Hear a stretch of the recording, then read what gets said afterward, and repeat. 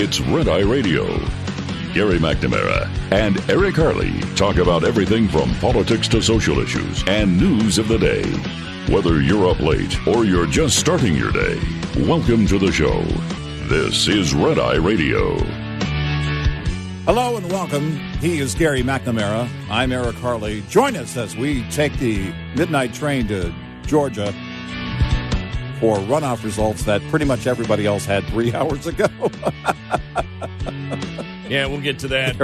Walker loses to Warnock in Georgia. Mm-hmm. Twitter lawyer Jim Baker fired over the Hunter Biden laptop story. His name may sound familiar. It should. We will get to that. Yeah.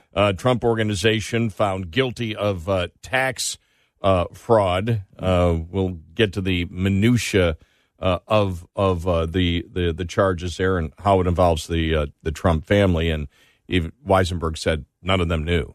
Mm-hmm. So just, they got the Trump Organization for it. So I think the fine's like 1.6 million, something like that's what the fine is going to be. That with everything else going on, I mean, you and I were talking about this. The Georgia loss here, which makes it then every except for one major Senate candidate who was J.D. Vance, who won in Ohio. Every single one of the Senate candidates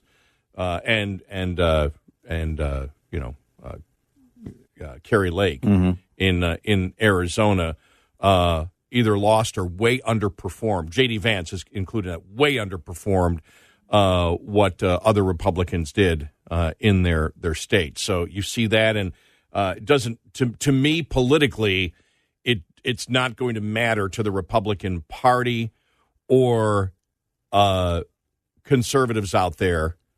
Or Republicans, I'll say Republicans, not conservative, Republicans out there who are on the edge about Trump. They're going to look at it and go, every single day there's something that's negative.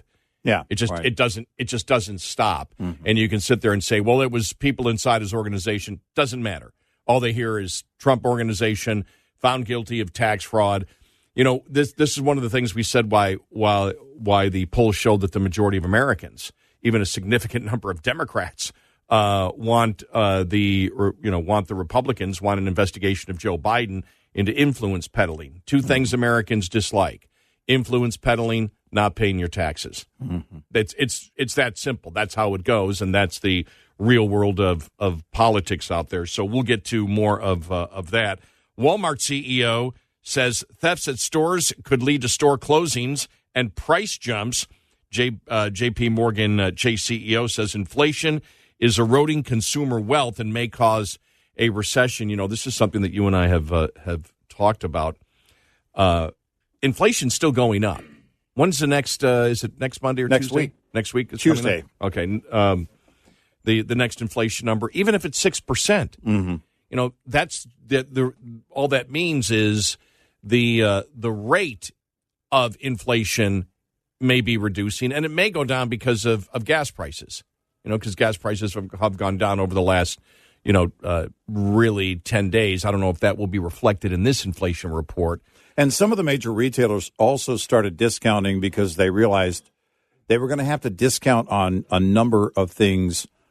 I don't think any of them promoted that they were or came out and said that they were actually advertising loss leaders. I don't know if that's the case. Loss leaders that you price it really low. You take a loss on that one item to get people in the store.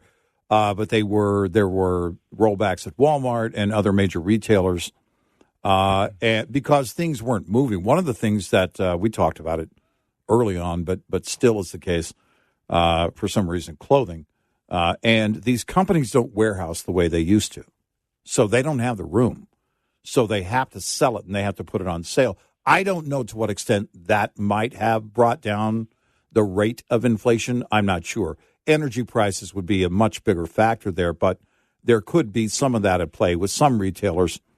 And, we would just have to pick apart the numbers. I was talking to my neighbor the other day. He's got he took down one of his trees. And with our homeowners association, you have to have a number of trees, in there. And so he would cut down one tree and was going to put up another tree.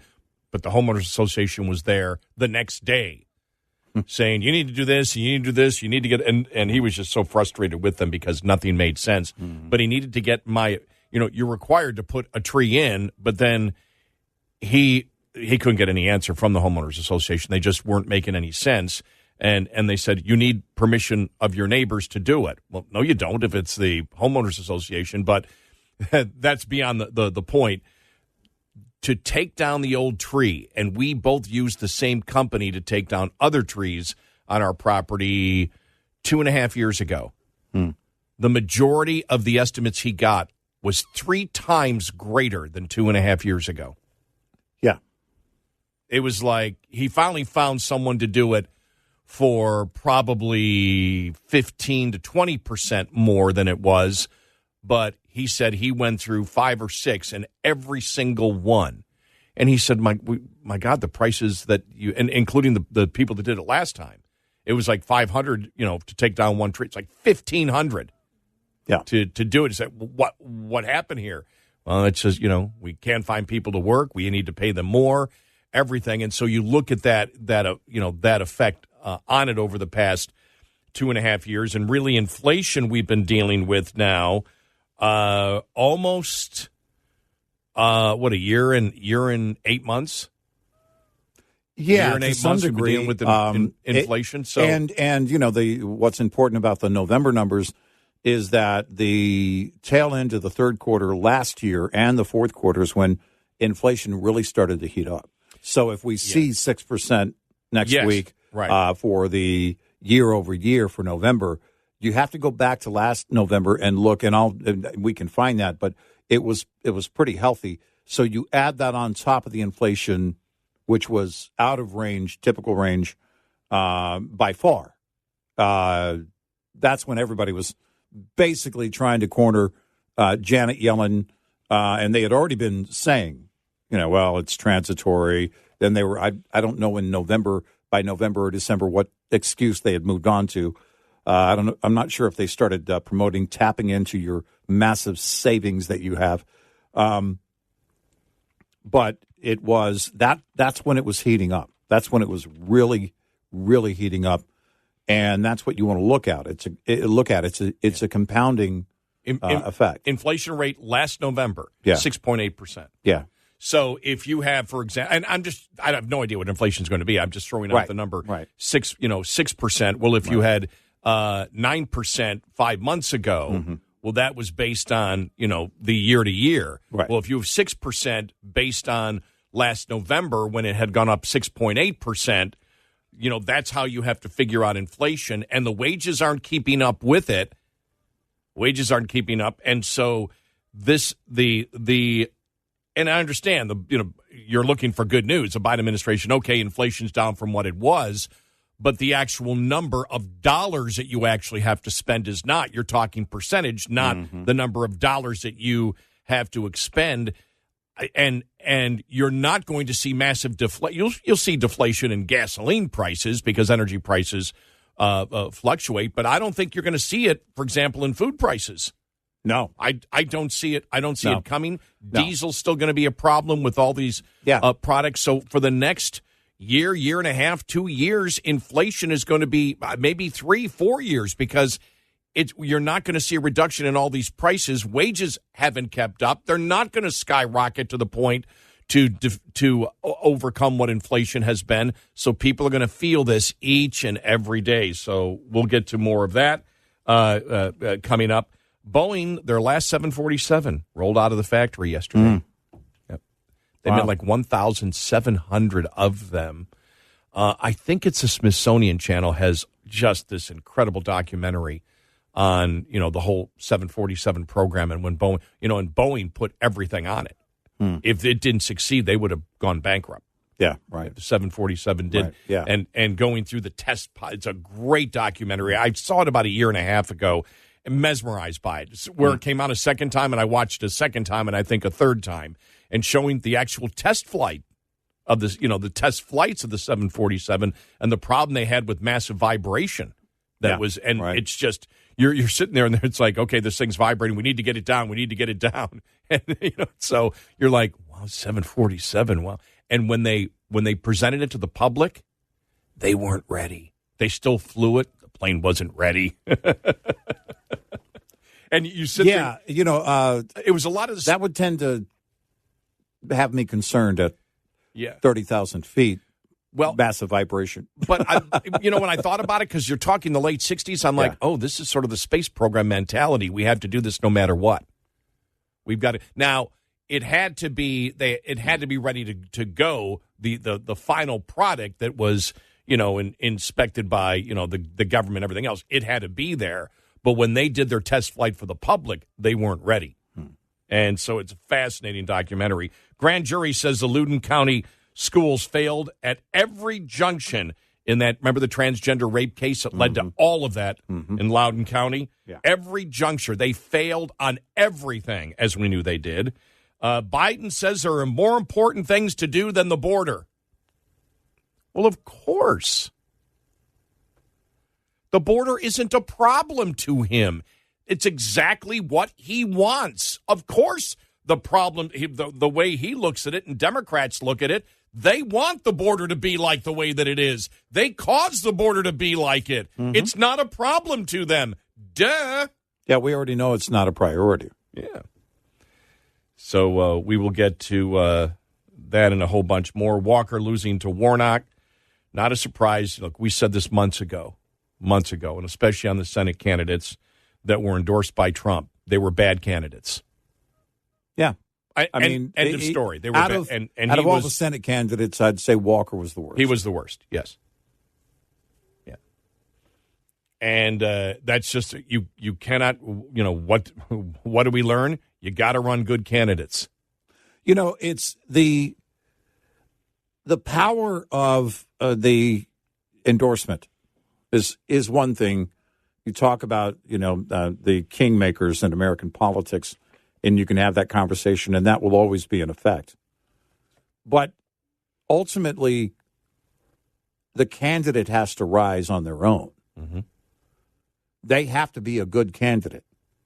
If you look at J.D. Vance, he underperformed in his state, but he outperformed the rest of those candidates in that category of getting that endorsement. Well, which won. Means that there was something about him as a candidate that came across. Look, I don't, when it comes to Kari Lake, we can point out, the concerns there. There were a couple of concerns along the way, but ultimately, you've got to rise above it. I think she did a good job at addressing the media and being able to talk, back and forth, and that probably has to do with the fact that she was in the media for a long time. But you've got to rise way above. And, because in everybody, I saw this analysis, since the midterm.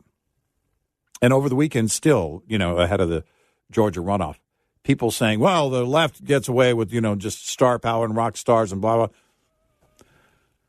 Political idolatry does exist, and it does exist to some extent on the right. But for conservatives, the conservative base of the Republican Party, the rank and file, you have to earn it. You have to get, for independents, you're going to have to earn it, and you have to be a good candidate. The kingmaker can actually make you king.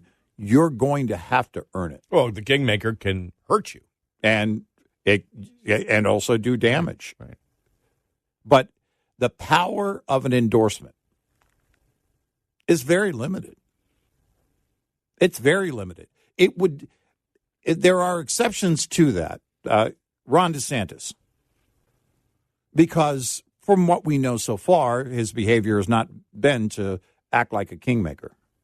So if he endorses a candidate, you take consideration, all right, why? And then you listen to a DeSantis explain, here's why this person might be good for office. That's just, and I don't have an example of DeSantis doing that. But this idea of kingmaker just to be kingmaker, if the candidate's a bad candidate, you're going to end up with what you got in Georgia tonight. That's what you're going to get. It's got to be a great candidate. Yeah, the one thing about J.D. Vance outperforming others, yeah, he won. But if you see the difference in the number of votes between him and the governor, he actually did worse than he underperformed. He actually underperformed worse than many of the other Senate candidates that were bad candidates. Right.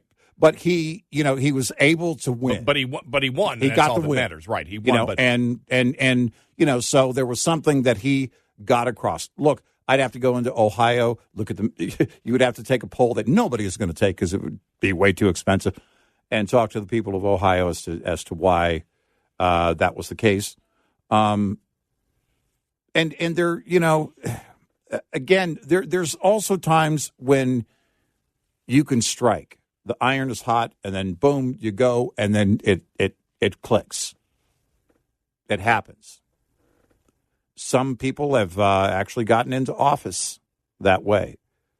But I think for me, and I think for millions of people like me, the candidate has to earn it.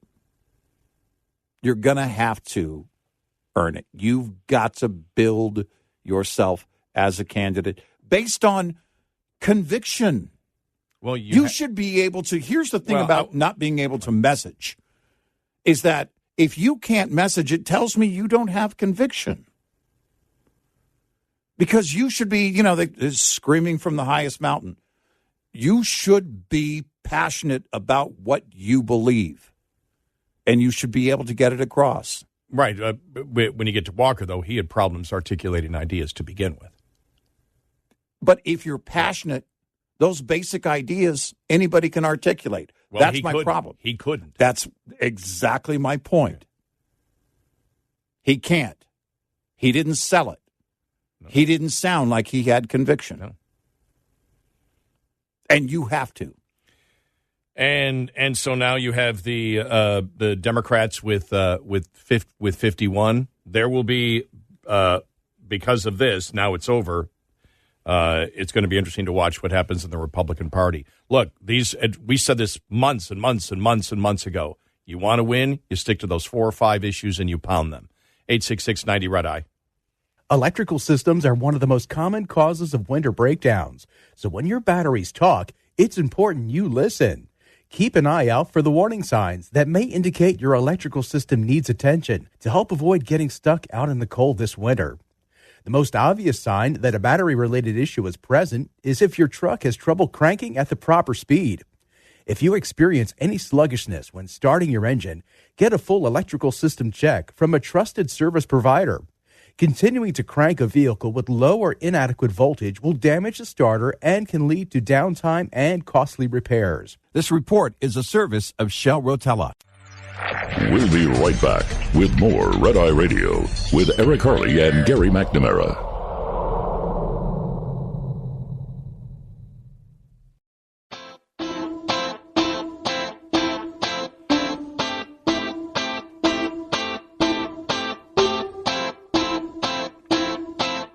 It's Red Eye Radio. He's Eric Harley, and I'm Gary McNamara, 866-90 Red Eye. By the way, you were very clear a couple of moments ago when you said candidates have to earn it. You said specifically when you're talking about conservatives and Republicans. Yeah. You can look. I made the point. You can look. You can look at Democrats, and you can say, that Democrats didn't have to earn it. Whether it was Biden hiding or whatever, or Obama coming out of seemingly nowhere. Right. But but if you talk about recently, that's the Trump factor. Yep. Yeah. The Trump factor hurt all of those candidates. Yep. Whether you like it, if you're not willing to admit it, that's fine. But without question, when you have the economy that you have, inflation that you have, the only factor for those senators that made them way underperform the other Republicans in their state was a Trump endorsement. Mm-hmm. That's why they could hide. Yep.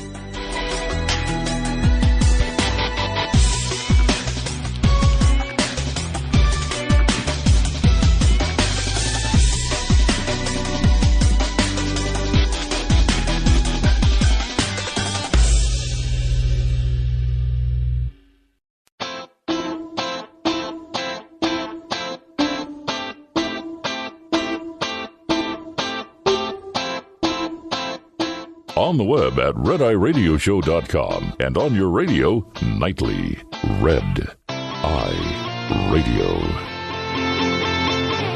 It's Red Eye Radio. He is Eric Carly, and I'm Gary McNamara, 866-90 Red Eye. So, here we go. And what is the Republican Party going to do now? I mean, when you look at who's going to be the head of the RNC, heads have to roll. Do they have the? I've seen a couple of candidates.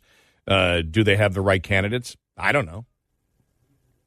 Yeah, I don't know. I don't know until you get in there and perform correctly. But there is a model that exists out there that will succeed. And we know what that model is. Mm-hmm. It's the DeSantis model. It is being highly competent, being able to debate and argue and destroy the left every time on the important issues of the day. Take on the media on the fly. Right. Take the media on the fly and be right every time. Mm-hmm. Yeah, those are the qualities you look for in a candidate. Because if you don't see them, that's the problem. It's just nature. We naturally look to someone who's wants us to vote for them, and if they don't demonstrate that, then they don't come off as somebody who is knowledgeable, passionate, a person of conviction. I mean, Ron DeSantis has those qualities, and he had the experience of being the governor as an incumbent. He could demonstrate that he could do the job, but all that goes together. All that works together. There's a reason he's a good governor, which is the same reason that makes him a good candidate. And he sticks to those 4 or 5 issues, maybe 6, and doesn't get sidetracked. Right. Everything is about business. You look at DeSantis and you say, this guy wants to accomplish things. This guy's not don't get into these stupid little fights with other people, and absolutely don't start the stupid little fights. Yeah, it is never been easier to defeat the left on the issues. Do it. Don't get sidetracked. Everybody can have their opinion on it. We've got response. Well, there's been other bad candidates, and they lost. On the Republican side. But here's the thing: who won big, who surprised everyone completely with the domination of an election, and who way underperformed. Right. I mean, Florida was a red tsunami. Yeah. And you look at it, too, about what DeSantis has done, not just on Election Day and how that went, but think about this. He's one of few conservatives, if any, who in recent years has taken on a massive corporation, not just a massive corporation, but, and by the way, he didn't take them on, they took him on. But he won. With Disney, he won on so many levels because he had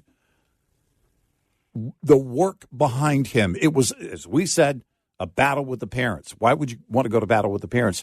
The governor was just doing the will of the parents. The legislative body was doing the will of the parents on the parental rights bill. That's what that was.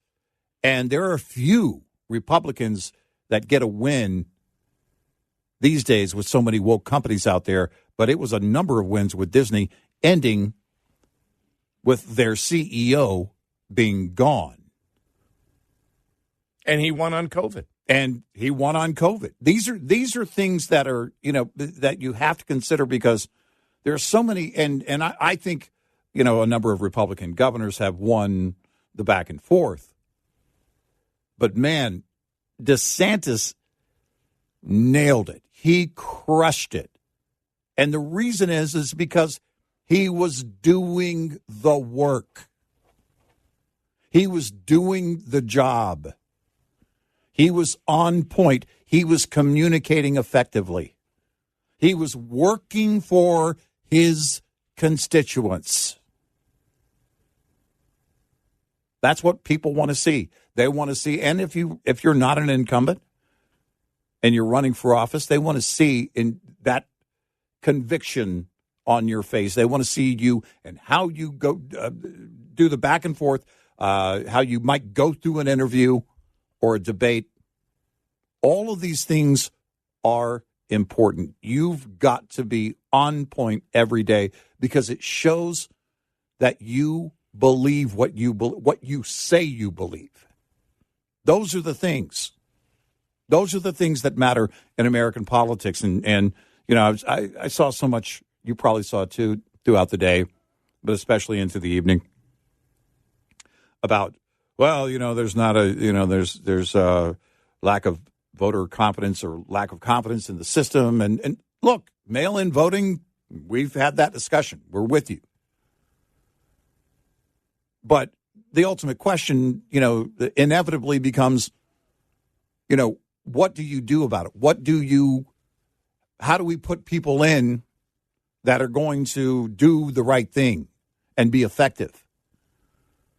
It can be done. As you mentioned, it's the DeSantis model. And they have to behave like a public servant. You have to show that you're willing to go to work, and this is what you want to do, and you're going to serve your constituency, not just your base, your constituents. Now, and you could look at the DeWine in Ohio too, and say, you know, again, he won by 25 points. Mm-hmm. So Republicans can win. Sure. Oh yeah. Republicans can win, and DeSantis, as we saw, you know, it was just surprising because of how little he won his first race, which was by a minuscule number of votes. And then to have a domination where when I believe his final was 19 points, something like that. Mm. That's unheard of in Florida. Right. And so you have to ask yourself, you've got to let the emotion go, and you have to look at the cold, hard reality and say, what wins elections? Right. And you have to sometimes look and say, well, the past is done. Yeah. Right. The past is done. The only thing we can do is look to the future. How do we win in the future? And as I've said, you know, you look at it. I mean, nobody complained about Texas voting. We have early voting. Right. You know, nobody complained about the voting in Florida. Right. The only people still complaining about Georgia would be the Democrats, even though they won. Yeah. In this one, but that's fallen by the wayside because they lied about what was going on in Georgia. Yeah. We are against mail-in voting. Right. You know, except, you know, under extenuating, you know, there are certain circumstances when you should be able to do it, but it should be very, very limited. We've always been against mail-in voting. We believe you should go to the polls and do it.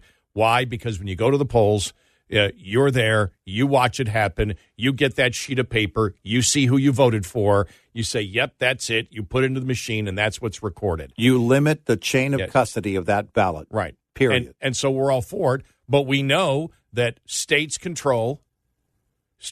and localities control how the voting goes. Yep. The federal government can. So for these Senate candidates that were endorsed by Trump in the primaries to scream, whether they believe it or not, you know, stolen election, there's nothing they could have done as senators anyway if they won. Right. Nothing they could. And if you lose, there's nothing you can do if you lose at the state level to change the system in your state if you lose. Right, it's not going to change the outcome if you want to go to work after that and with your party to change the rule. But you know that's always an uphill battle. That can be done, but it's not going to change the outcome of the election. You know, exactly. And those are the things that I know are frustrating to people because everybody is right. It should not take days and days and days and days and days. No, it shouldn't. To count votes. No. That's stupid. Yeah. And it completely erodes confidence in elections. Yep, and the people of those states need to take that action. They need to fix it. And I think there needs to be more clamping down if we ever have another emergency. Wait a minute, we're still in the emergency, aren't we? The COVID emergency, according to Biden. Even though we were out of it, now we're back into it. Right. There needs to be more clamping down on the governor's abilities during emergencies when it comes to elections. In fact, I don't think when it comes to elections, they should be able to change election law in any way in a state. Right. If there's an emergency, at that point, the legislature can get together and do a quick thing to extend it. But and that's how we think. But we're not for mail-in voting. No. Anything that takes the chain of custody away from you is bad. Even if you make the claim, but it's 97.5% accurate. I'm just throwing out that number for the heck of it. Even if you say it's perfect, if the perception is that it can get out of your chain, you don't have it, you don't see it. Yeah. You send it out, and somebody else has custody of your ballot. Well, then the perception is that fraud can be rampant, whether it is or not. And perception in an election is reality. That's it. That's what it comes down to. We agree with the concern for fraud. I mean, that's the whole point. But what you're doing is you're killing voter confidence. Yeah. And it doesn't work for either party. I know the idea of creating a huge gap that is ripe for fraud and how the left seemingly doesn't want to fix that. But ultimately, it doesn't. When you talk about eroding voter confidence, that doesn't work for either party. And so, but the bottom line is, if you don't win, you can't change anything. And politics is about understanding where the public is at a particular moment. And the frustrating part for you and I has been over the last few years with overwhelming numbers disagreeing with the Democrats. Think about this. You have Warnock, who won in Georgia, is one of the most radical politicians in America. The people of Georgia, even the ones that voted for him,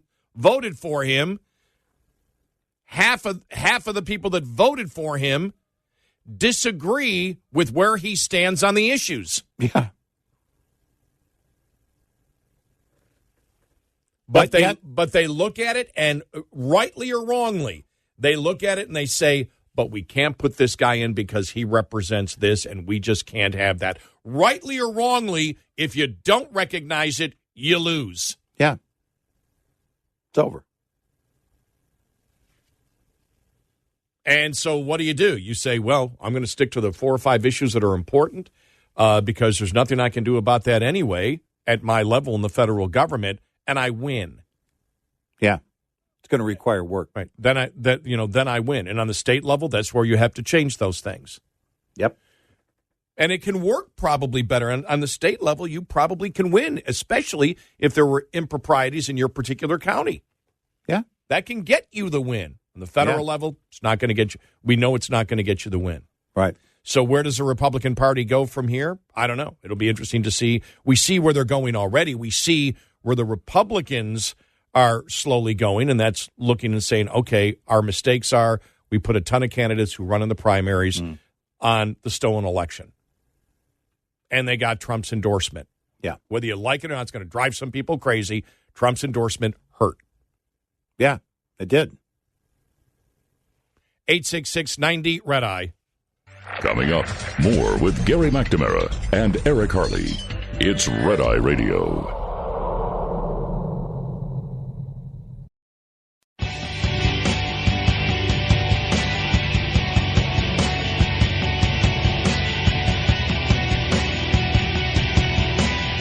It's Red Eye Radio. He's Eric Harley, and I'm Gary McNamara, 866-90 Red Eye. So, you look at this, and you look at 2024, and there are a number of Senate seats that could make it so the Republicans get the Senate back.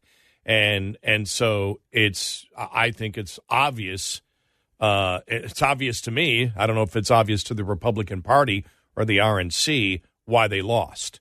You and I said way back, months ago, that we had the wrong candidates for the Senate. Yeah. And you have a great possibility of not winning because these candidates were not focused on what they should be focused. I hate to say this, and I really do hate to say this, we were right. Because I look at this particular Senate now, 51-49, and there is a potential where they would have enough votes to pack the Supreme Court. Yeah. And with the leadership that you have now, the minority leadership in the House from the Democrats and a lot of the senior leaders leaving, this is a more radical Democratic Party than we had just a few months ago. Top of the Hour News is brought to you by House Products. Visit houseproducts.com. This is Red Eye Radio on Westwood One.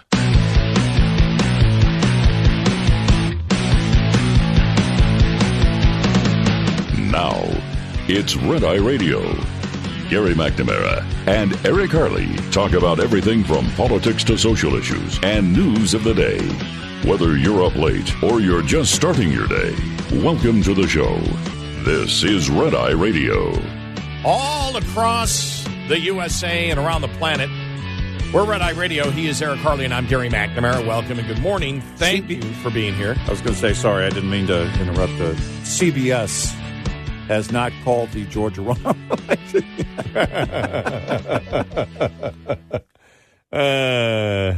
Too close to call. I'm just joking. That's a joke on CBS. That finally getting around to the Hunter laptop story after all this time. Yep. Yeah. Download our Red Eye Radio app today. If you can't listen overnight, you can listen when and where you want on your smartphone. Elon Musk has fired Twitter's Deputy General Counsel, James Baker, over his alleged suppression of internal documents about blocking the post-Hunter Biden laptop expose. In light of concerns about Baker's possible role in suppression of information important to the public dialogue, he was exiled from Twitter today, Musk tweeted. Musk added that... Exited, yeah. What'd I say? Exiled. He might also be exiled, but he was exited. Oh. Everybody's using... That word is now trending. What? Exited. Yeah. And it says exited. I don't know why I just read it. I first read it last night as exited or exiled. He might also be exiled. Well, he was fine. Musk added that he questioned Baker before his firing about the events surrounding the laptop suppression scandal and that the lawyer's explanation was unconvincing. I want to go here before we go any further. Miranda Devine from the New York Post was on Tucker Carlson last night. Yeah. And the reason we want to defer to her is the fact that she wrote the book Laptop from Hell. Yeah. There probably isn't anybody who has researched what has happened here more than her. And as, we have stated, the FBI's role, because one of the things that the left jumped on was, well, they're saying there's infringement of freedom of speech. There's none. Biden wasn't president, and the DNC isn't isn't a government agency. And we went, yeah, but we didn't say that. You're saying that. Right. We're not saying that. Our concern is the FBI's involvement in it. And our concern is the fact that the FBI had the laptop 10 months before, and the FBI then comes in and tells Twitter, you can expect some hacked material, and it may be about Hunter Biden. Well, everything that came from the laptop. And as Miranda Devine wrote the other day, she said her concern is, and connecting the dots, she said the FBI had a warrant. I can't think of the name of the warrant here. But covert warrant. Covert warrant, yes. There was I had a covert warrant on Rudy Giuliani. Yeah. They were investigating him. Now, remember, he broke the story. Yeah. He's the one that really was responsible for breaking. Well, that's because he was in contact with the computer store owner. And he was also in contact with Miranda Devine. They were emailing back and forth. Mm-hmm. She believes that's how the FBI knew when they were going to release the story, that it was going to be in October. And so the FBI then went to Twitter and told them to expect something. And her point is they knew the information coming out was legit because they had the laptop. Mm-hmm. Here she is talking about it last night on Fox News about and it's really interesting because what was happening was Taibbi and Barry Weiss, the journalist, former New York Times, they were going through all of this, and they were saying this is taking too long. This is just not, something is just wrong here. We're not getting anything. And then Miranda Devine, when it all came out, said, well, we believe, it has to be that Elon Musk must be hiding the stuff about the FBI. Where's the FBI stuff? Why isn't that out? Why is that missing? Well, as he said, he didn't know until Saturday, any of this. I don't even know if he This knew. is part of the reason for the delay. Matt Taibbi was tweeting about that, saying, look, part of the reason for the delay in the other part that was of the Twitter files that was promised over the weekend is this, what they found out about Jim Baker. So let's play part of Miranda Devine on Fox News last night.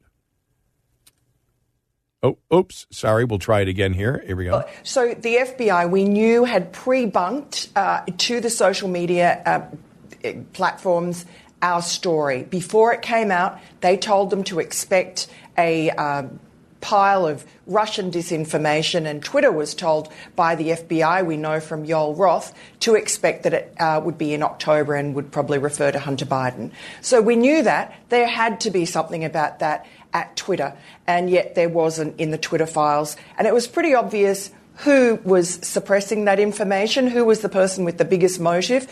It was Twitter's top lawyer, James Baker, who, as you just said, had been the top lawyer at the FBI, the quarterback of the FBI Russia collusion scandal. And he had to leave the FBI because of that. And lo and behold, he shows up at Twitter 5 months before the 2020 election. And lo and behold, one little element did come out in the Twitter files Friday night. It was this one email that had the date and time removed from it, very peculiarly, but it was from James Baker, and it was weighing in on the decision on the morning of October 14, 2020, a few hours after our story came out, and there was James Baker weighing in on the side of censorship. No surprise. There you have it. And remember, this is the James Baker that was involved in the whole FISA warrant. Yeah, right. He was also, James Baker is the one that Michael Sussman went to, as you remember. Yes. He was at the FBI. He was a lawyer at the FBI. Michael Sussman went to him. You're sitting there, you just shake your head because you're like, it's almost like, was this designed? No, I mean, how do you end up? I mean, I can see if you're a lawyer for the FBI, I can see you ending up in the FISA warrant thing and the Michael Sussman thing. I can see that. Yeah. How do you end up as chief counsel at Twitter? Right. And and also the chief person at Twitter, and then you're trying to squash the Hunter Biden story. I mean, it's just, when you think about, all this is going to do is energize Republicans right now in the House. Well, this is it. I mean, my question would be, who's the general counsel and chief counsel at Facebook?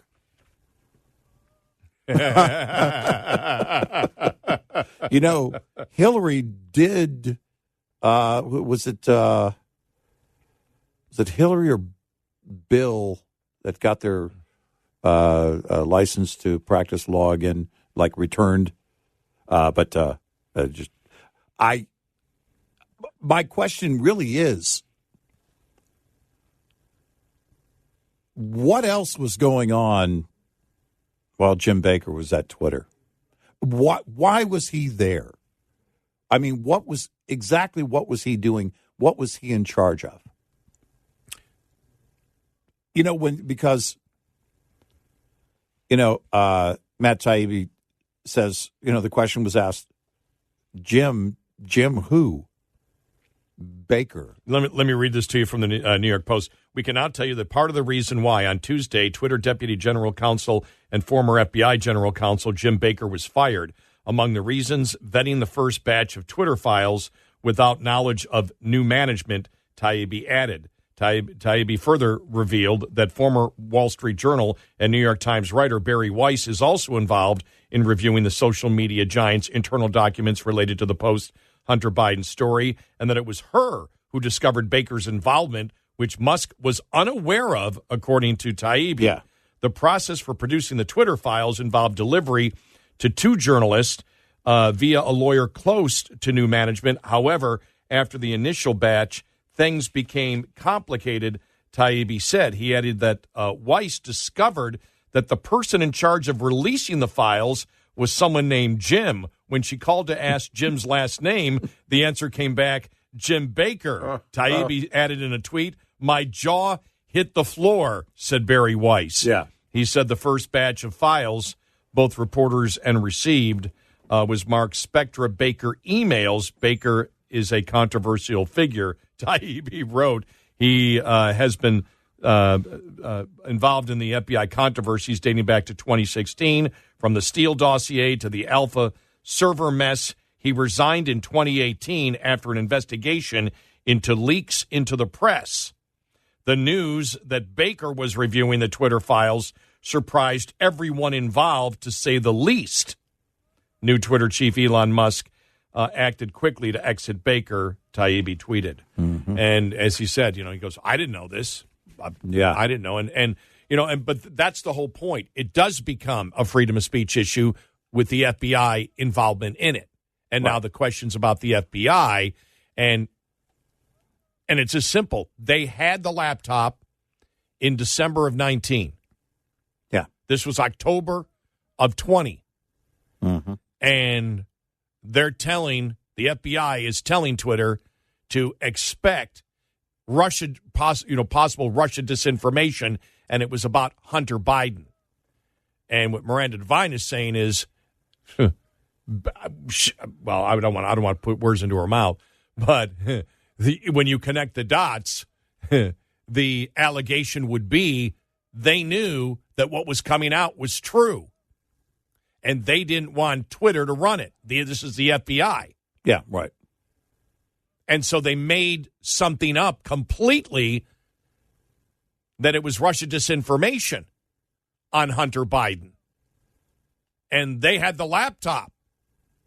And they knew what was on the laptop was genuine. That's the allegation. Mm-hmm. That's the real big problem. There's other problems too, because the whole thing of what it leads to and influence peddling. But on the Twitter story itself, on the suppression and censoring, the Twitter at that point becomes de facto state media. Well, and again, Baker being in that position at Twitter reeks of the FBI having a hand up, really. No, you're like right, an office at Twitter. Yeah, no, you're right. You're right, because the relationship between the FBI telling them and knowing that the chief counsel for Twitter is one of their own who has been involved in shenanigans already. Yeah, concerning the Trump-Russia collusion hoax. Right. Wow. I mean, that's what it looks like. They just gave the FBI an office at Twitter. I mean, this is going to set the House. Oh, yeah. The House is just... I think this... It was bad. Mm-hmm. You can take... This is like a forest fire going, and all of a sudden, those big planes that normally have the flame retardant are loaded with gasoline. And dropping gasoline on a forest fire. That's exactly what it is. That's exactly what this is. And the number of questions you and I in our pre-show meeting, It's like, I mean, seriously, how does that happen? Well, it happens when a narrative needs to be formed or another opposing narrative needs to be crushed. And by the way, it wasn't just a narrative. The Hunter Biden story was real. So you need to work harder to crush it. Yeah, that's the other thing, too. Now we know it was all real. Oh, no, it was absolutely real. I'm begging somebody. Find out which link to the FBI is chief counsel over at Facebook. I'd love to see their roster. No, that's a great question. 866-90-RED-EYE. Hi, I'm Jen Loomis, a transport safety expert at J.J. Keller, and I'm here to share a tip on winter weather driving.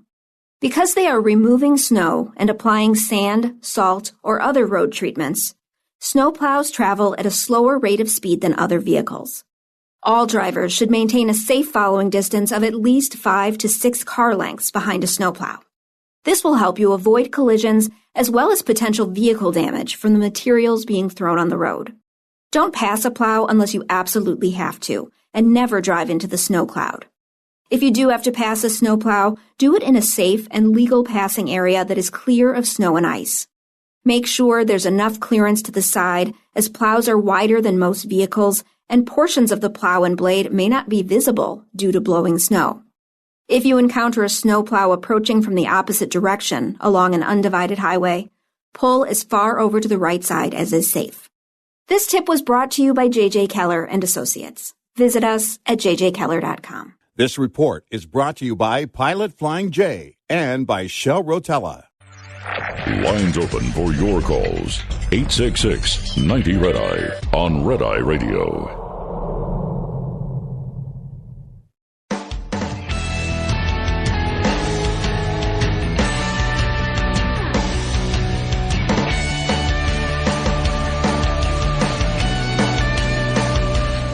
It's Red Eye Radio. He is Eric Harley, and I'm Gary McNamara, 866-90-RED-EYE. The president out yesterday talking about that technology and new plans for chips. And today, TSMC has announced a second major investment. It will construct a second fab here in Phoenix to build chips, 3 nano chips, the 3 nano chip.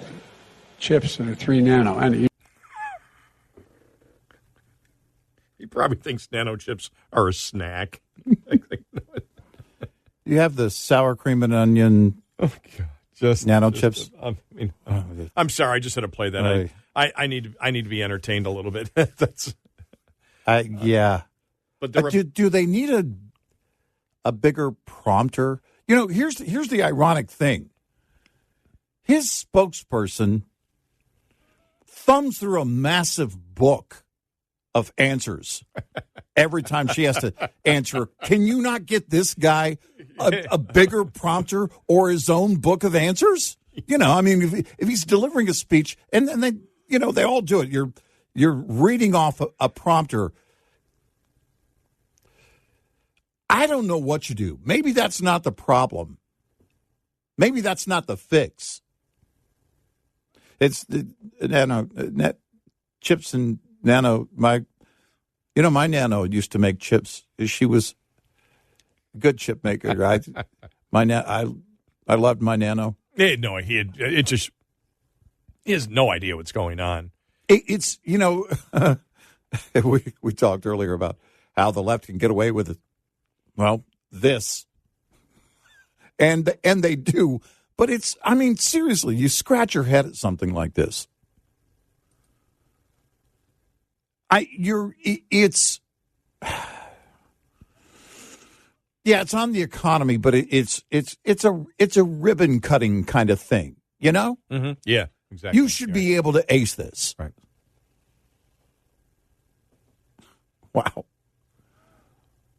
Wow. All right. We may have to play that again later. Yeah, we will. You know, I was been looking at see if I could find any more editorials. We had that editorial yesterday from Salon.com on that the whole Hunter Biden thing is about sex, which is just we tore the article apart. What was the name? Dingbat. Dingby was the. I'm sorry, Dingby was the right name. Digby. Digby, yes, Digby. Dilbert. Yes, and it was. I mean, it was Something like that. It was something that would have been written by, well, I don't know, someone with no critical thinking skills whatsoever. A child. As to analyze what's going on. And I've been looking, I can't find, and I really wonder if there'll be any more op-ed pieces or editorials on what the Hunter Biden laptops, especially after yesterday with Twitter. Yeah. With James Baker. Yeah. And the FBI. Because I don't see any. I'm going through Real Clear Politics. I can't find anything here yet.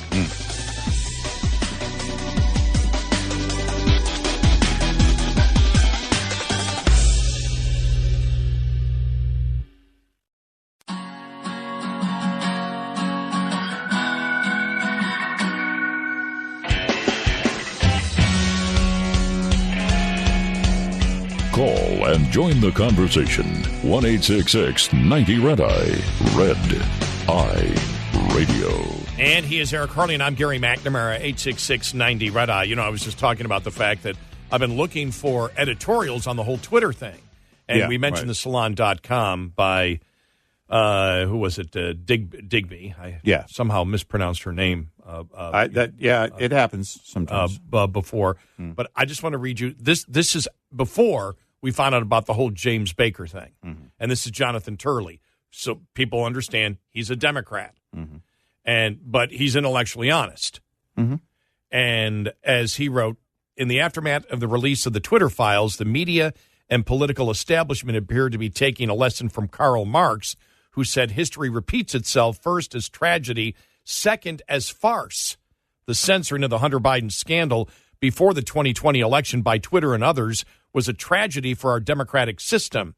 The tragedy was not in its potential impact on a close election, but the massive and largely successful effort to bury a story to protect the Biden campaign.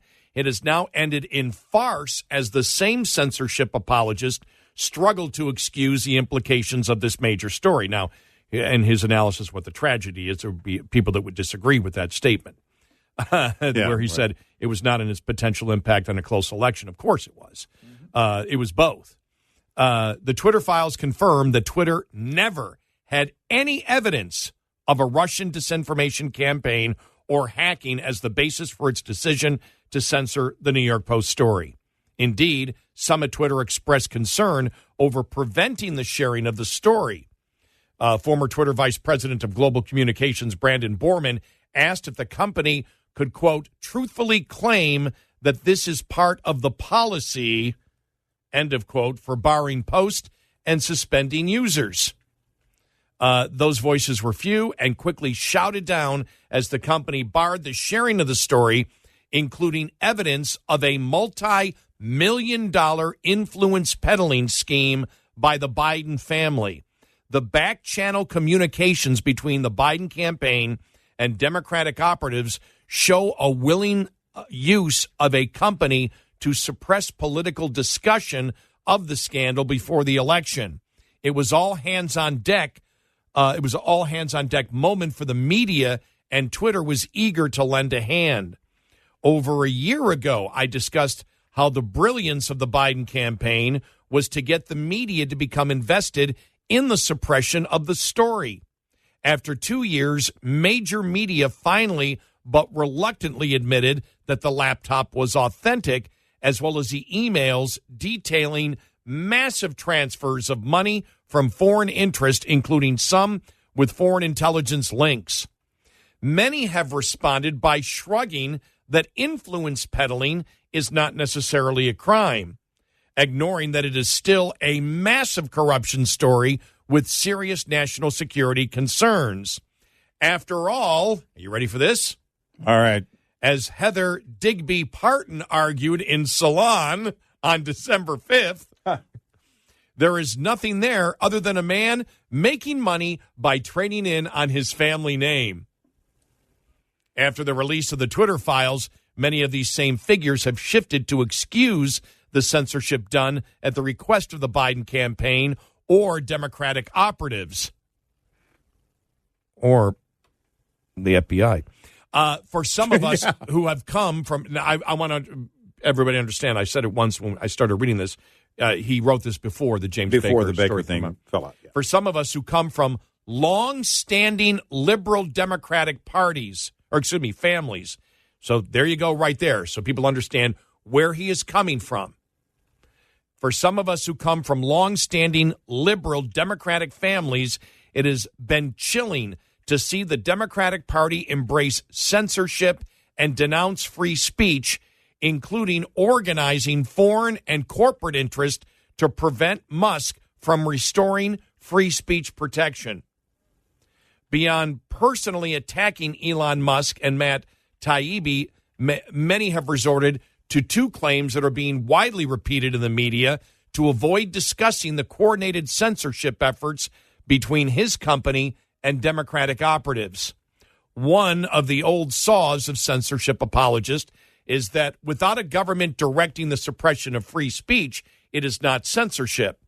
This is clearly untrue. Many groups like the ACLU stress that censorship can be carried out by the government as well as private pressure groups.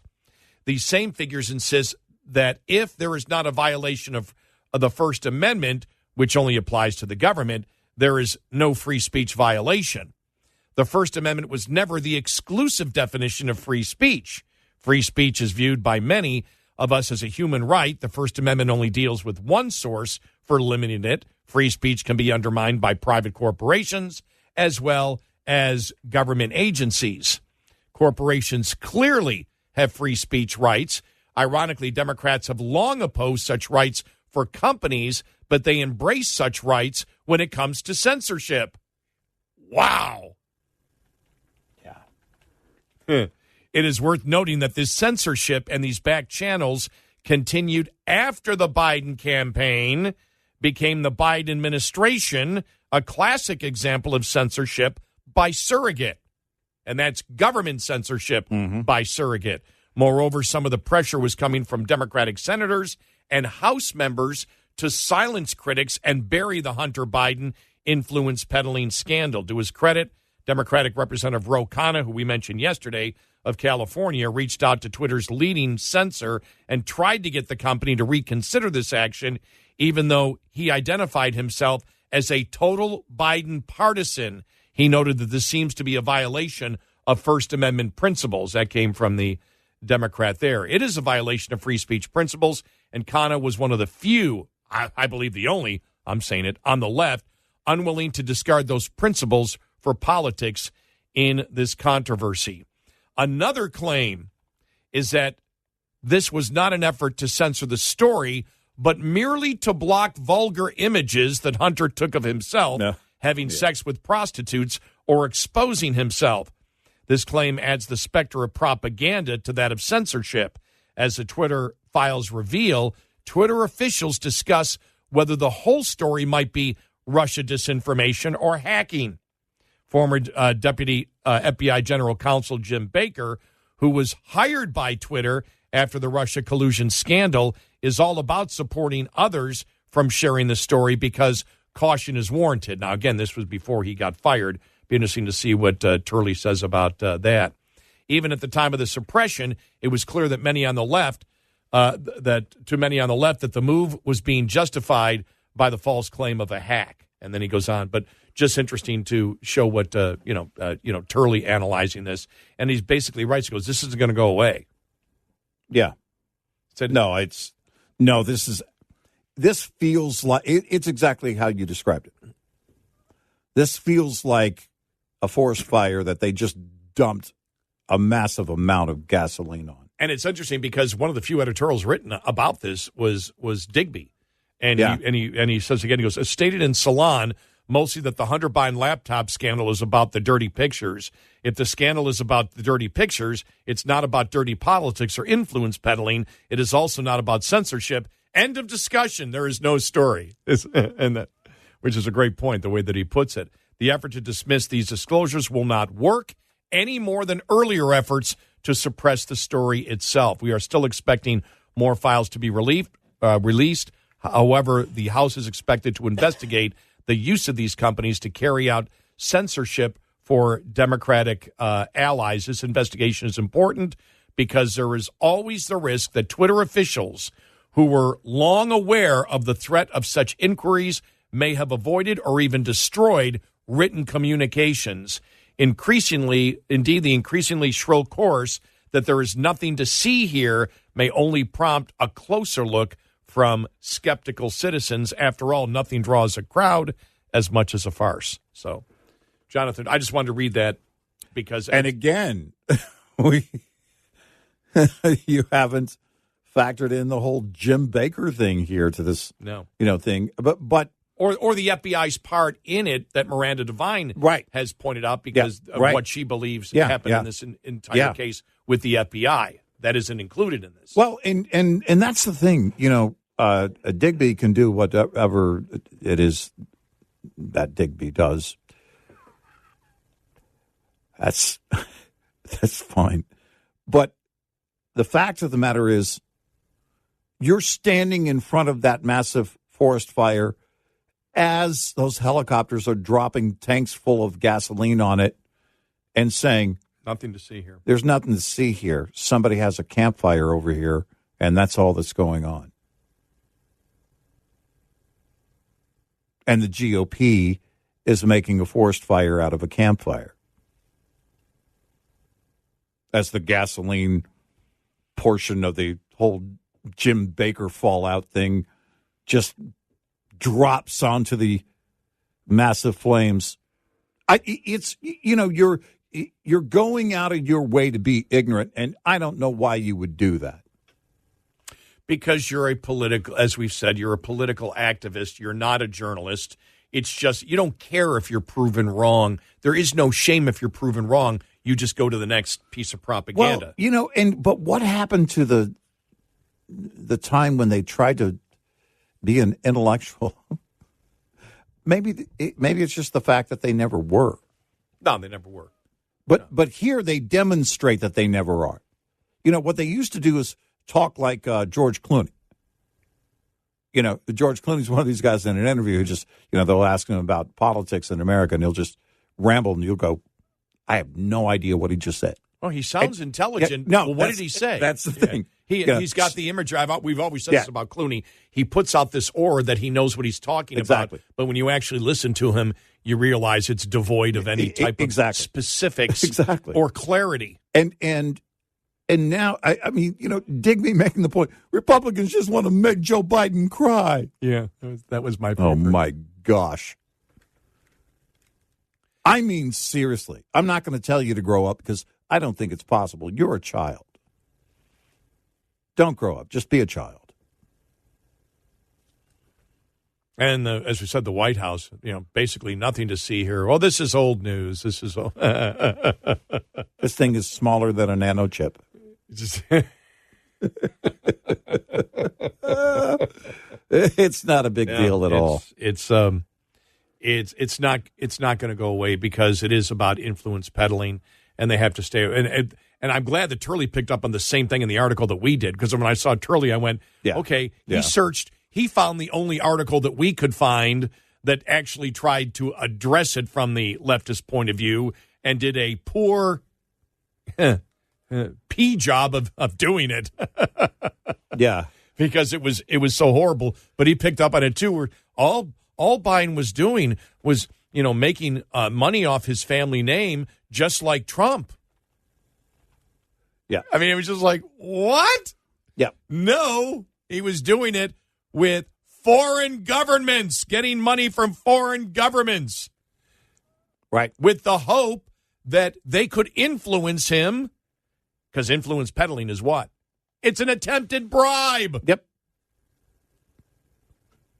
It's an attempted bribe. It is to get access so you will do their bidding. And that's why they can't touch it. That's why, who said it? Who said that we don't know what to do with the... Jeffrey Toobin. Oh, Jeffrey Toobin, yeah. Before the other stuff. We don't know what to do with the Hunter Biden story. I'll never forget that night when he said that, and you and I said, well, you cover it. You go to What do work you mean as you don't know what to journalists. do with it? Well, you don't know what to do with it because what you're saying is this is so damning. Yeah, we don't know how to. We don't know how to cover this up. We don't know how to ignore it. We can't spin this. And that's exactly what he was saying. Yep. Because if it was Eric Trump's laptop, they would have no problem. it would have been over by the time Jeffrey Toobin even had that thought. 866-90 Red Eye. Get in touch with Red Eye Radio, toll free at 866-90 Red Eye.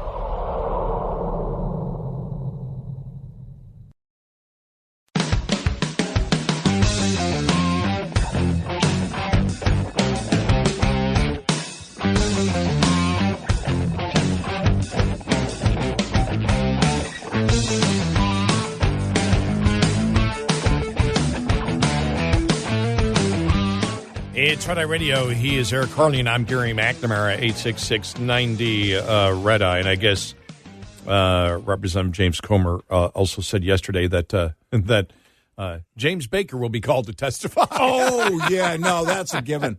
That's a given. Also, it came out, and that, in fact, I think it was Fauci himself that talked about it. His daughter worked at Twitter. Oh, yeah. As someone tweeted, of course she did. Yes, I saw that. I don't know who it was. I was reading the same thing. It was like, well, duh, of course she did. I mean, it's like, of course she did. Anything we what? I mean, my thought is there's probably an office that Dr. Fauci himself has at Twitter and Facebook. We're going to find out all these things. They're look at the huge campus. Google. They've got all these offices. Does that say FBI on the door? Yeah. No, never mind that. Is that Fauci? Yeah, of course it is.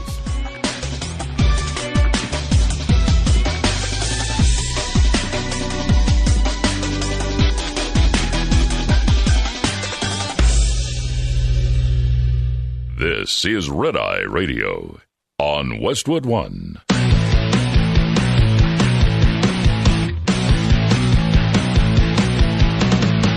Now, it's Red Eye Radio. Gary McNamara and Eric Harley talk about everything from politics to social issues and news of the day. Whether you're up late or you're just starting your day, welcome to the show. This is Red Eye Radio. All across America and around the world, 866-90 Red Eye. He is Eric Carly, and I'm Gary McNamara. Welcome and good morning. Thank you so much for being here. Download our Red Eye Radio app today, and you can listen when you choose if you can't listen overnight live. All right, so here I'm just reading. I was actually looking at another story, and this was the Loudoun County schools that they failed at every single juncture in the transgender bathroom rape case. Remember, that's what kicked all of this off. Yeah. Right. Every single juncture. This is from the grand jury. This is the grand jury report that came out and said that they wouldn't cooperate with the grand jury. And we'll get to that here in a moment here, because just how embedded is this insanity into these school districts, where they won't cooperate even with the grand jury anymore. Right. We'll get to that. But as I was just going through, because Breitbart had the story on it, I looked at another headline. And I went, okay, let's first hit this one and get to that later, because we've been on the whole Hunter Biden thing. And this is about this article about Cory Booker and was on with Wolf Blitzer. And he said, Wolf Blitzer said, "You said in the past, Senator, you would support a 2024 run for President Biden. Given where things stand now, do you still feel that way?" "Oh, I strongly, very strongly, if the president makes a decision to run. I don't think we can point to any president, maybe going back to LBJ, that a president has had as much of a successful 2 years."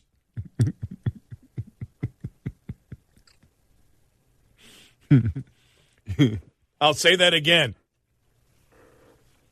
"Oh, very strongly. If the president makes a decision to run, I don't think we can point to any president, maybe going back to LBJ, that a president has had as much of a successful 2 years." Because in my mind, what I did is, first of all, separated by party. I thought, okay, think of the Democrat presidents, and if that applies, and by the way, way to throw Obama under the proverbial bus. Nice job there, Mr. Booker. Nice job, Spartacus. Yeah, that's right. I forgot about the Spartacus thing. Oh, man. Oh, my gosh. Yeah, okay, fine. He sounds a lot like Charlie Crist. Oh, yeah. Of course. Well, the thing is, I believe Wolf was implying, and I get to say this because I graduated from the same high school that Wolf Blitzer did. Right. Yeah, that gives you whatever it is it gives you. It sounded good. Yeah. But I think he was indicating because all the stuff of the laptop, because he knows, the media knows. Yeah. They know this is coming down. And he goes, so what's your biggest concern then? Well, I think my biggest concern is we've had a constructive bipartisan Congress. A lot of things have gotten done and done together. So I'm really worried about the House of Representatives and listening closely to what they say.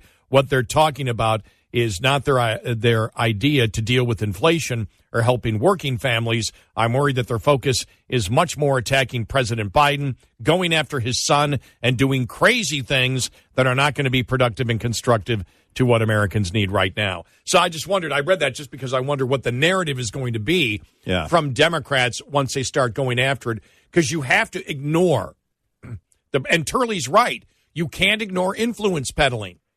I said this before earlier in the show. The whole Trump organization and being found guilty. Mm-hmm. Yeah. Of basically, was it fraud? Tax fraud. Okay. Yeah.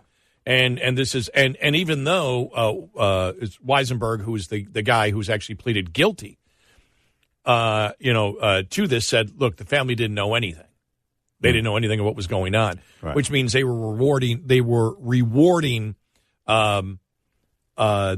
giving things that weren't cash and not reporting it. Right. That's basically what it was.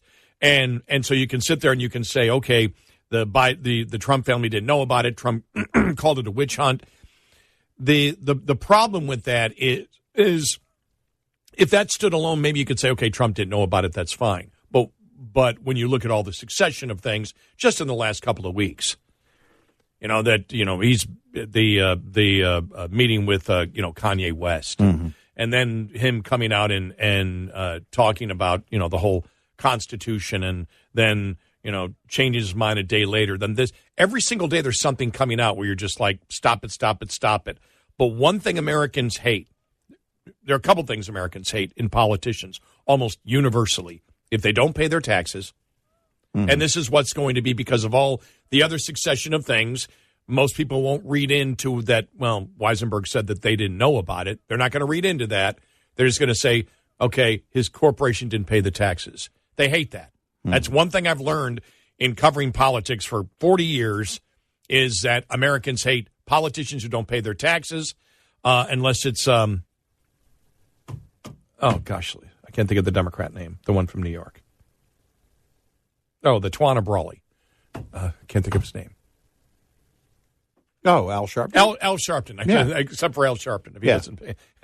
But Well, I was going to say, there's a whole list of Democrats who didn't pay their taxes. One of them became the Treasury Secretary. Right, but if you're convicted of tax fraud or tax evasion, that's the point. If you're convicted or your entity is, they have no sympathy for that whatsoever. Americans universally hate the IRS and hate paying taxes, but what they hate more, this is what I've learned in covering politics for 40 years, if a politician is charged and convicted of a tax crime, there's no sympathy. And the other thing is influence peddling. Americans hate almost universally influence peddling, or a politician, especially with foreign governments. That's why the polls show that the vast majority, 2/3 of America, and I would say the other third of America doesn't even know the details of what the, not just accusations, because what the reality is, where the evidence exists from the laptop of the tens of millions of dollars that have enriched the Biden family. And a public that already overwhelmingly believes that Biden has enriched himself and his family by being a politician over the years. Mm-hmm. You can't win this. And they're scared to death. And so they've got to say, oh, the crazy Republicans are going to get in, and this is the best president since LBJ. Bye, Obama. You don't matter anymore. Yeah. Talk about throwing Obama under the bus. Wow. Clinton. Right. Clinton. Remember the polls showed? I mean, it was a couple of years ago. He was still, and we always laughed about it. Oh, Clinton. People loved Clinton. They loved Clinton. We said the only president on every single major issue that he was involved in as president. Okay, I'll say the vast majority of the important issues that people care about, he said he wished he hadn't done them when he was president, after he became president. And that's what Americans like. Americans like a wishy-washy president. I did that, but I wish I hadn't. Remember that? Yeah. Welfare reform. Right. No, I mean, Gay all marriage. his major Yeah. signature moves, Yes. you know, that he signed. I signed it, but I wish I hadn't. But think about that. Obama, bye. Clinton, bye. Let's go back to LBJ. What a great president he is. Shh. Keep quiet. Very, very quiet. Because everybody lives in the bubble of today, and they don't remember LBJ and the expansion of the Vietnam War. Yeah. Shh. Conveniently forget that. And best president since LBJ. Spartacus doesn't have a clue. You know, you could have easily tried to say, look, he was vice president under President Obama, and their first 2 years, they were able to put together Obamacare. Of course, nobody's promoting that anymore. Never mind. Don't mention Obamacare. You know what? Go with the LBJ thing. Well, think about it. Well, we all know. I mean, that's the thing, though, that's so ridiculous. Nobody believes that President Biden has had two of the best years of any president in 60 years. Nobody buys that. Well, nobody. Here's the thing. List his top 3 achievements. If you say that on the air to me, list his top 3 achievements. Well, you don't even have to go that far. All you have to do is say the vast majority of Democrats don't want him to run again. Forget about the opposition. Democrats don't want him to run again. That's how bizarre and that's how outrageous the left is going to have to be in order to fight, I believe, the Republicans. But everybody's in. They're all in. I know they're all in. As if, oh, no, he's the greatest. He's the greatest. He's the greatest. And, you know, it's their Charlie Crist moment all over again. Oh, no. Who was it? Was it Charlie Crist that they asked? No. It was Mark Kelly. Mark Kelly in Arizona before the election. Would you like President Biden to come to Arizona and campaign for you? Well, I welcome anybody. No, I think the answer you're looking for is yes, of course. We know he's very busy, but man, if he has the time, I'd love to have him here. It's and by the way, so I went to the comments, the first comment, and I just went to it a second ago. Mm-hmm. Did Booker just state the Vietnam War was a good thing? Right. Senator Booker, I don't think we can point to any president, maybe going back to LBJ, that a president has had as much of a successful 2 years. And then he writes, this man is insane. Totally insane. You could have picked Jimmy Carter and done better. Yes, I know.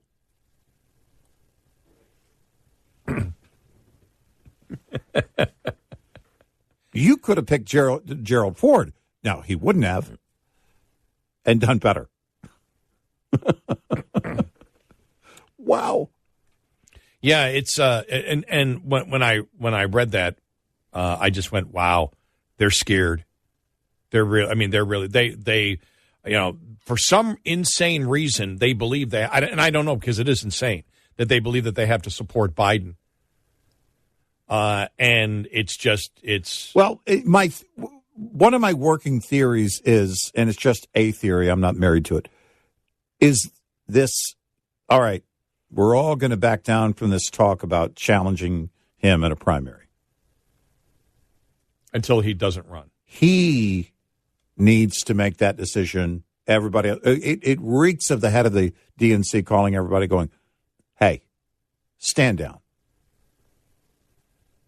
If he decides not, which also begs the question, does everybody on the inside already know he's likely not going to run again?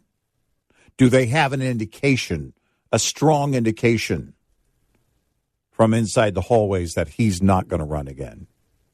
And so then you go, okay, let it play out naturally. Stand down. Don't even ask these questions. Don't even answer the questions.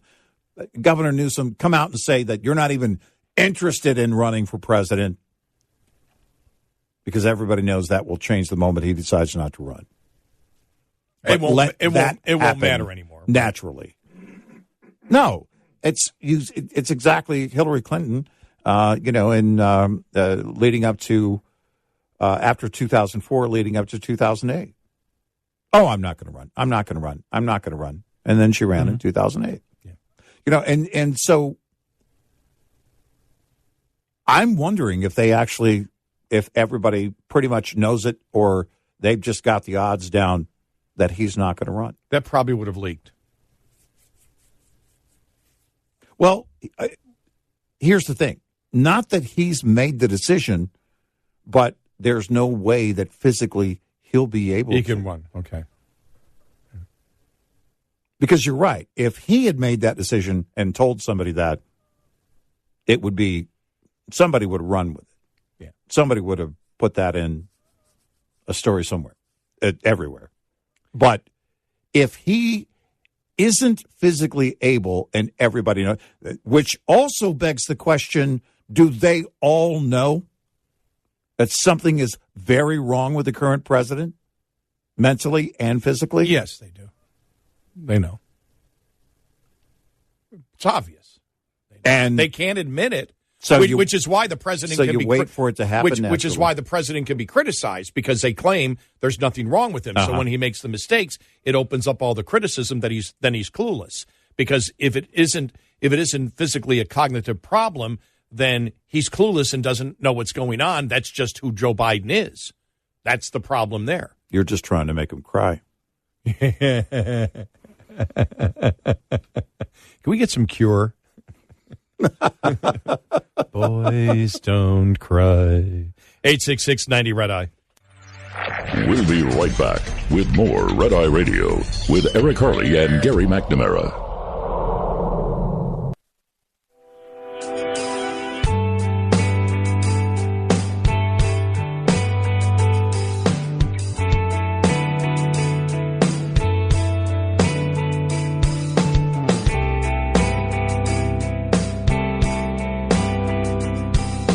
It's Red Eye Radio. He is Eric Harley, and I'm Gary McNamara. 866-90 Red Eye. So, yeah, they're not going to – the Democrats can't hide this. I agree with Jonathan Turley. They think they can. The thing is, the reason they're ignoring it, and this is how you know they're panicking. They're ignoring it. They're not challenging the actual charges against Biden. And not the charges, the evidence. Right. That's the difference. If you look at, for example, Russia collusion – everything was an allegation against Trump. There was never any evidence. It didn't exist. You had sources saying this and sources saying this, but you never had the actual evidence that Trump ever did anything, which is why they were able to continue. They continued this just by coming up with new stories with new sources.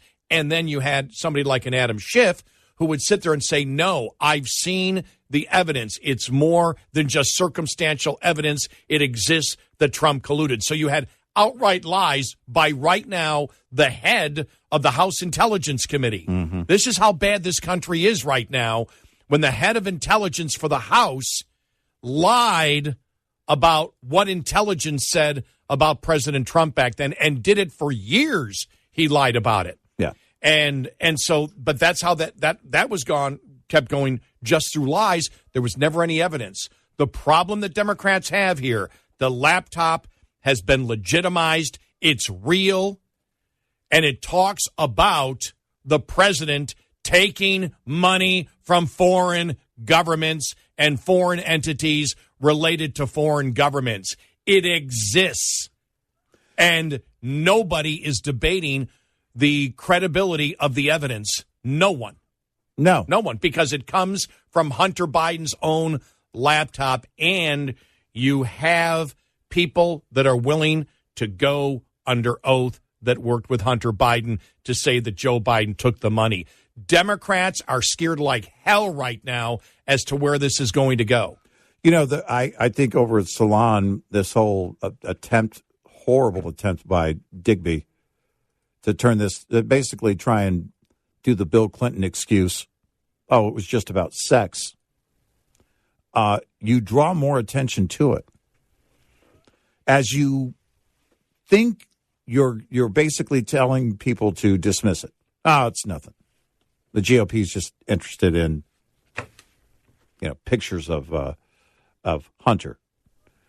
As this comes out and becomes all the facts come out more and more, which there are plenty of them right now, and we learn more and more about this, it won't serve Digby or anybody else who wants to ignore this and dismiss it at all. It will not serve them in the least, because people will look at that and go, oh, well, I didn't really know much about it. And I read the article that said, it's just the GOP just cares about things that involve, sex. So wait a minute. What's all this other stuff?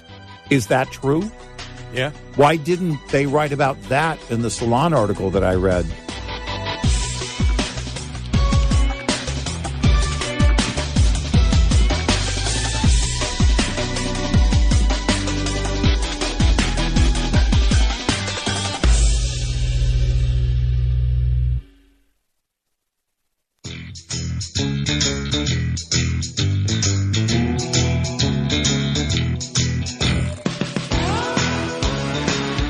If you missed what they just said, it'll be on our app and website to hear later this morning. RedEyeRadioShow.com. And he is Eric Harley, and I'm Gary McNamara, 866-90 Red Eye. Well, remember the protest in Loudoun County, Virginia, about a year and a half ago, I think it was. Yeah. Yeah. Well, a special grand jury was impaneled by the Attorney General in response to that outrage at the school district there for what appeared to be a sexual assault cover-up of two female students by the same male gender-fluid student. In May and October of 21, a male student sexually assaulted two female students in the district. The perpetrator was allowed to merely change schools after the initial assault at the Stonebridge High School, where, as Breitbart writes, the skirt-clad male sodomized a ninth-grade girl. Administrators in the district were self-interested, according to the report, which alleges that the second assault at Broad Run High School could have been prevented. Quote, it is our considered judgment that the October 6th, 21 sexual assault at Broad Run High School should have never occurred, had a number of individuals across a variety of entities spoken up or realized a serious problem was brewing regarding earlier incidents, then the sexual assault most likely would not have occurred, but nobody did, end of quote. Indeed, after only 5 months in his new school, the assailant abducted his next victim from the hallway, forcing her into an empty classroom where he sexually assaulted and nearly suffocated her. Quote, there were several decisions, this is from the grand jury, there were several decision points for senior administrators up to and including the superintendent to be transparent and step in and alter the sequence of events leading up to the October sexual assault. The report continues, they failed at every juncture, and that's a quote. Administrators appeared not only to be delinquent in the response, but purposefully ignorant of the realities of the situation. After the first assault, remember this, the father of the victim spoke up at a school board meeting expressing his concerns with district policy that allowed boys to use girls' restrooms in accordance to their consistently asserted gender identity. The father argued that such a policy would lead to more female students being assaulted, just like his daughter. The school board not only turned a blind eye, but also explained that no sexual assault had occurred in a restroom, including that of his daughter. The father was then removed from the room by the police. By the way, this is all what led up to these parents being referred to on the left as domestic terrorists. The warning signs for the second assault were present, according to the report, which should have been flagged by teachers and administrators. In early September of 21, the perpetrator assaulted a female student in English class by grabbing her shoulder really hard and asking if she posted nude photographs online. After a Title IX report was filed, the superintendent and chief of staff expressed concern, but nobody took action, leading the grand jury to conclude that the district bears the brunt of blame for the second assault. Over the course of the investigation, the district also attempted to stymie the grand jury, filing a lawsuit to declare it unlawful after initially agreeing to cooperate. Quote from the grand jury, "We expected these public servants to provide clarity, transparency, and willingness to report truthfully to their constituents. Instead, we were met with deflection and obvious legal strategies designed to frustrate the grand jury's work," the report said, before providing a list of district attempts to obstruct the investigation. All this, why?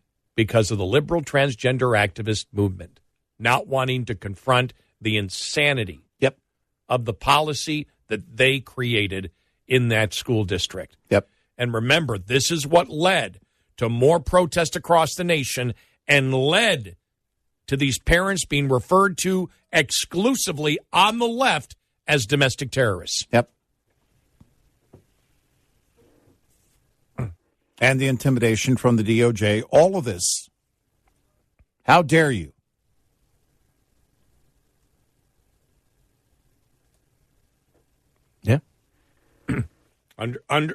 Understand, because this was huge news when it was going on. We spent days talking about it, and I didn't see, Breitbart had it, I'm sure locally they had it. This didn't make national news. This didn't go viral yesterday or the day before. No, it didn't. None of this went viral. No, it didn't. It's like, we'll just let it go. And this is what political activists do, though. They will go crazy on something, and then when it doesn't go their way, they just don't mention it, and they move on to the next thing. They just move on. There is no shame. Right. There is no reflection to not let this happen again. They want to continue doing the exact same thing that will cause these same things to happen. They'll just go to a different school district, which, by the way, they did. I mean, it's not the same people, but it's the same mindset.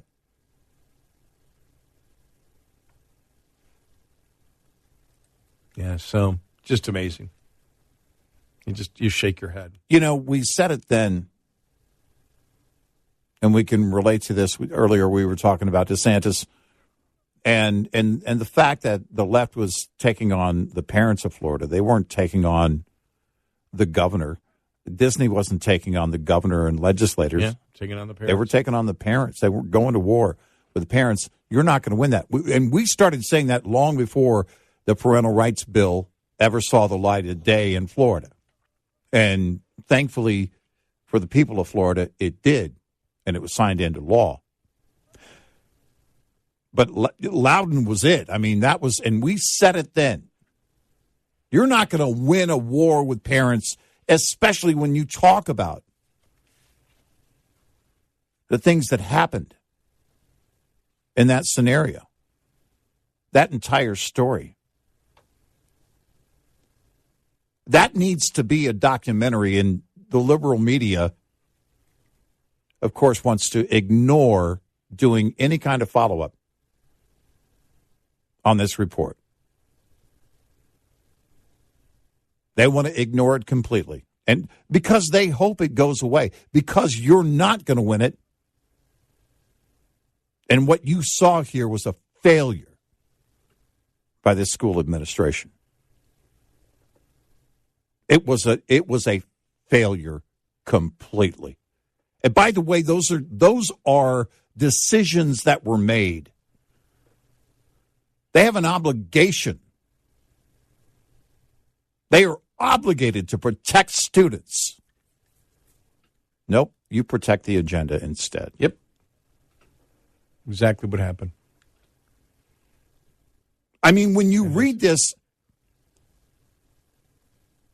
and then go back to the school board meetings with the parents. Remember the father speaking. I mean, that was on video. It was horrible. When you read this report and you just put everything into context, it's amazing how much self-control he actually had, and he was furious because I would lose my ever-loving mind.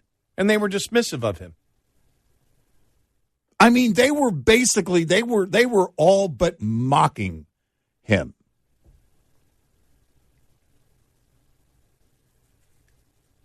How in the hell does it come to this where children no longer matter?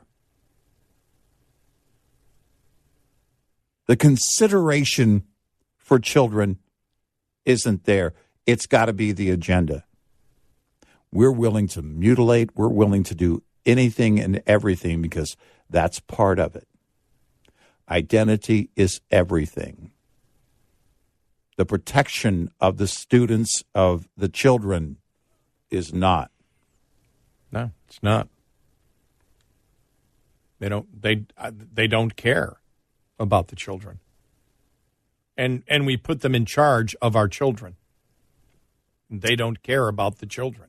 Well, yeah, and we said it back then, and I've said it for years.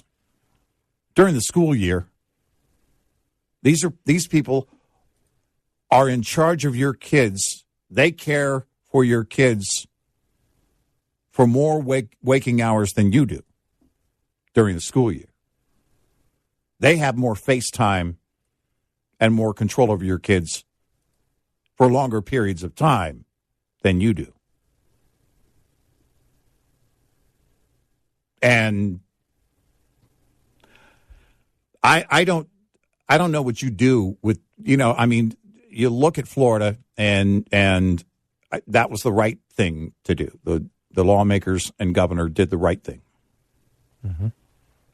But when you have a DOJ that's willing to target parents because they show up at a meeting, and honestly, I mean, again, that was self-control, because I would have been furious out of my mind, as angry as he was. I don't know how I would control myself, because, I mean, how in the world does it happen? How in the world does it get to that point? Then you're a political activist as an educator. A series. You're not. I mean, it's like a series of decisions, made by groups of people. Right. You're a political. You don't care about anything except your narrative. You don't care about people. That's the problem with the left. They end up caring about the narrative more than they care about people. The narrative is everything to them, no matter whether the narrative is based in reality or not. It becomes their religion. McAuliffe. Parents don't have any business in the classroom. Yep. Swalwell recently. You're an idiot if you think you should have control over your kids and what they learn. Yeah. You're not the expert. We are. The arrogance involved in that, but is one thing. But understand, the narrative is more important than people. It's definitely more important than children. And we know, we know it across the board. The narrative, whether it works or not, is more important. We've seen it on climate change. Oh, yeah. I know it's a different topic, but it provides the same mentality. It provides absolute clarity. Kids don't matter. We'll put fear in their minds to the point that they're having nightmares and crying on camera. Well, the entire thing. My child's crying. Biden getting rid of tens of thousands of union jobs based on a narrative that was incorrect even by liberal standards, but it didn't matter. The narrative exists, so you hurt people because the narrative is more important, even when your own staff comes to you and say, no, actually, to keep the pipeline would be the better thing than the other options out there. I don't care. Said it in the days after in the media. Three of them. Right. The narrative is more important, whether it's truthful or not, than people. That's what the left has become. We don't give a damn about people. The only thing that matters, the narrative. Insane. 866-90-RED-EYE. Coming up, more with Gary McNamara and Eric Harley. It's Red Eye Radio.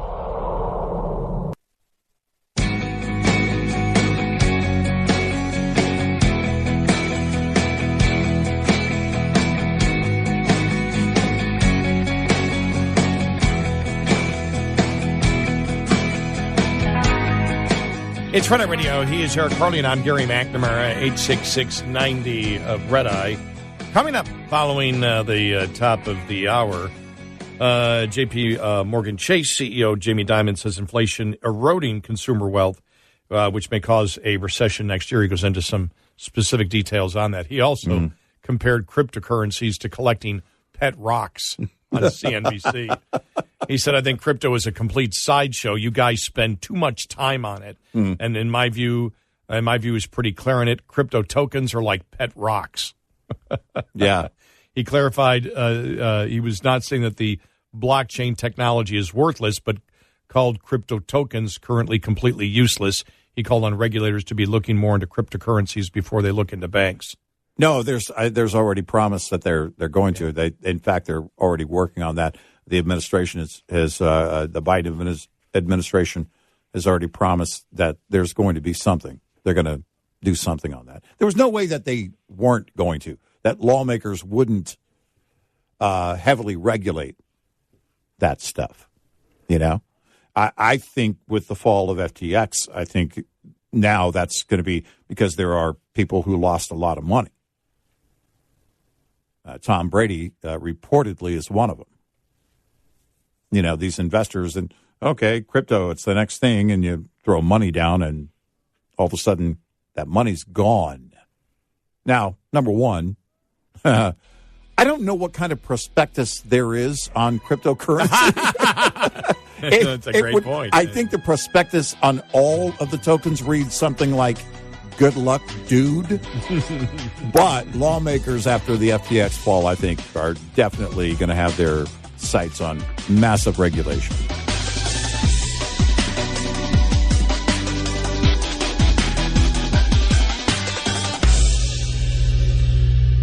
This is Red Eye Radio on Westwood One. Hey, that's part one of our show. Don't miss the rest. Click part two on our website, redeyeradioshow.com, or Red Eye Radio phone app to hear the rest of the show. And thanks for listening to Red Eye Radio.